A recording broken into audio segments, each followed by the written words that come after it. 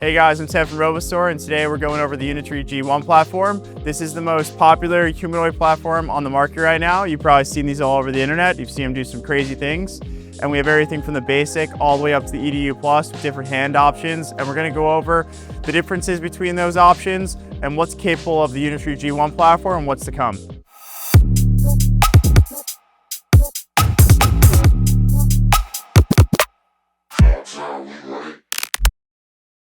The Unitree G1 platform stands about 4 feet 2 inches tall and is about 75 pounds. The Unitree G1 is completely modular. The hands, the wrists, the joints, everything can be changed, which makes it for easy retrofitting. It makes it for easy repair, and the whole product itself can be really adjustable. The Unitree G1 comes in 2 different variations. You have a basic version and then an education version, also known as the EDU. You might see EDU Standard, EDU Plus, EDU Ultimate. These mean that there's a secondary computer on board the G1, which is an NVIDIA Orin.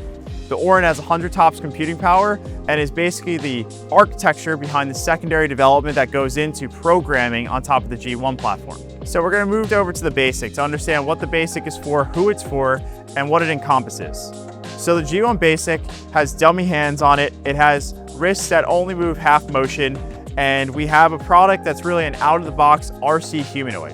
When I mean RC, it's radio controlled. It's utilizing a controller and also utilizing an application built on Unitree's platform. The G1 Basic is not something that can be programmed. You can't take extra code, throw it on top to have automation just yet, but a lot of the rollouts on the over-the-air updates with the Unitree platform are increasingly moving towards automation, where we see repetitive motions that can be mimicked with the G1 Basic. We see stuff such as built-in AI capabilities of speaking functions and actually having the G1 Basic respond to your own request. Coid, let's start simple. What exactly are you? I am a localized robotic agent built on the Unitree G1 platform. All of my knowledge lies directly on my onboard computer. So the G1 Basic is really the starter of a humanoid platform that's available for consumer use. When looking at the G1, we get a lot of questions of what can this humanoid do?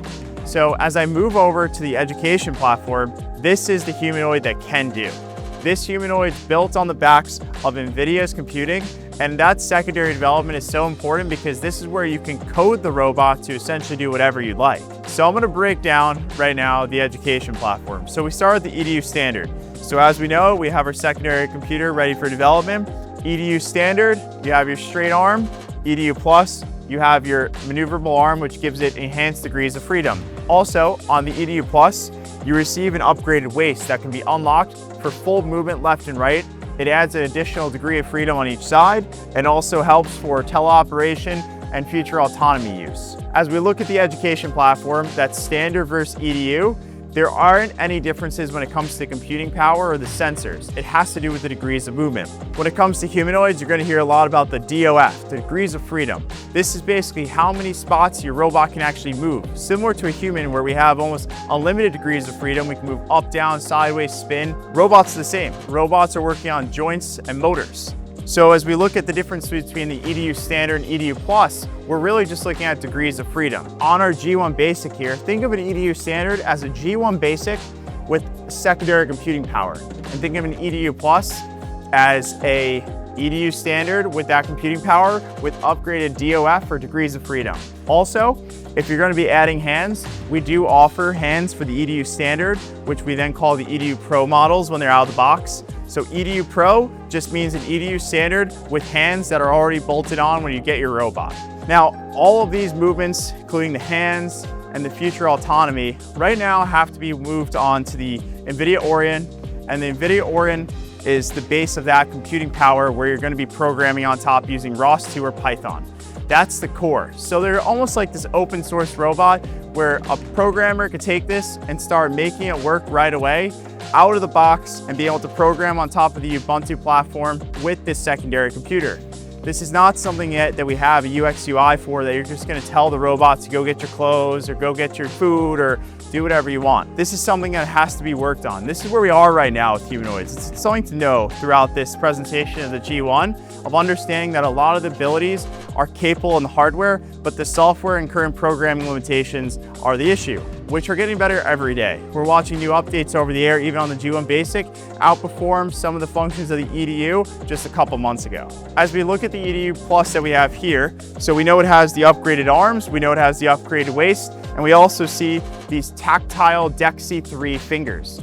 These are the Dex3 fingers from Unitree.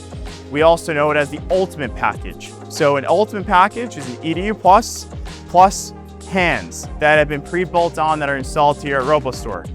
Just as a note, we do all quality control before this robot goes out to you. We're looking at the robot, we start it up, we do an inspection, and we make sure all the functions actually work so nothing was damaged in shipping prior to getting your robot. So as we go back to our hands, we have our Dex3-1. These are dexterous hands, which means they have tactile fingers on them that can actually feel pressure. The 3-finger hand may seem a little odd, but actually the 5-finger hand in robotics is a little bit strange because we have a thumb, and on the human thumb, you're raising your thumb back and forth to basically grip. On the 3-finger hand, you're using a thumb in the middle to use not only as a grip, but it also has a rotating piece about this that allows it to twist objects, and it's actually more than enough for most of our autonomy or any teleoperation services that you're doing on your G1. Let's break down a little bit of the G1 and let's look at the sensors, let's look at the LIDARs, let's look at what's going on inside the chassis of the G1. So we have our Intel depth sensor. This is the 435 depth sensor. It's standard in a lot of robotics. You'll see it also on the go-to EDUs. And this is providing not only spatial recognition, but this is also a camera system on the front of the robot. And you'll see it's looking downwards, so it's actually analyzing what's in front of the robot. This is found both on the EDU and the Basic. There's no difference in the sensors on both units. Then we have a LiveX 360 LiDAR. This is mainly for spatial recognition, and we see this now as a standard on most robotics of having a LiDAR system over a vision system. Now, if I use this in an example, a Tesla is working on a vision system to do autonomous driving.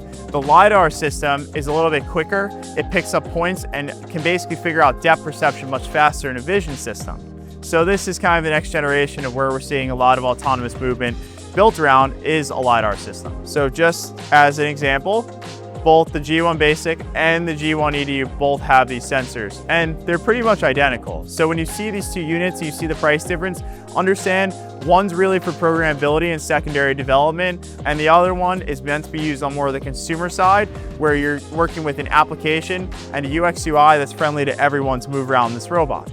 Now let's look at the battery. The lithium-ion batteries in the G1 are proprietary to Unitree. If you're doing programming on your EDU and you're having it sit in one spot, we get somewhere around 4 hours while the robot's either on a gantry or standing still. But moving it around in constant motion, we're seeing about 2 hours of battery, both from the EDU and the Basic unit. Another thing to know about the battery is it had some battery management system. It's a smart battery, so you plug it right in, it's doing all the charging and leveling on its own. The battery is really easy to pop out, and it's also the on button on the G1. On the side of the unit, you'll see these two little prongs. You push them in and you pull out for the battery. But first, you have to actually power off the unit. To power off, you're just gonna tap once quickly and then tap once and hold, and you'll see the battery indicator going down. Same thing to turn it on, you're gonna tap it once and then tap it again and hold down. That's now gonna turn on your G1.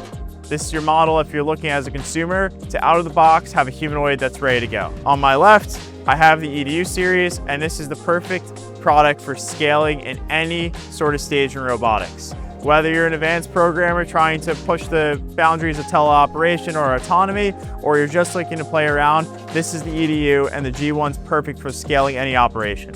So in summary, let's just go over the models so you understand them. We have our G1 Basic, no secondary development, and it's relying on the Unitree app. Then we also have our EDU Standard, which is the first model where you can actually have secondary development on that NVIDIA Orin computer. Then your EDU Plus is going to be the same as the EDU Standard, but you will have now the increased degrees of freedom on the wrists and waist, and all of your Ultimate models are going to be an EDU Plus platform with hands. So just as a reminder, all of the EDUs and the Standard Basic is going to come with dummy hands, and the Ultimate model is going to have functional hands, which means they're either going to be from different brands or Unitree. So those Ultimate models are going to have them already bolted on from Robostore, and your Plus and Standard model are going to maintain those dummy hands. All right, guys, thanks for watching the Unitree G1 overview at Robostore. If you have any questions, come visit us at robostore.com.